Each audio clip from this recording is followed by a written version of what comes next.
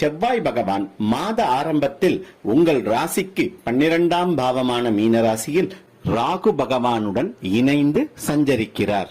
எனவே பயணங்களின் போது கூடுதல் கவனம் தேவைப்படும். வண்டி வாகனங்கள் இயக்கும் போது வித்தைகள் காட்டுவதை முற்றிலும் தவிர்ப்பது நன்மை பயக்கும். பயணங்களால் செலவுகள் ஏற்படும்.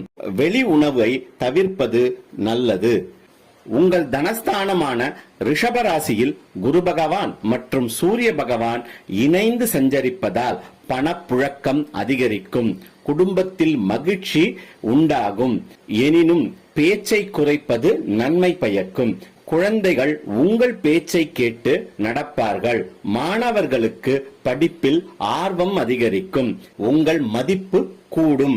குரு பகவானின் சுப பார்வைகள் உங்கள் ராசிக்கு 6, 8, 10ஆம் பாவங்களில் விழுவதால் தொழிலில் முன்னேற்றம் ஏற்படும்.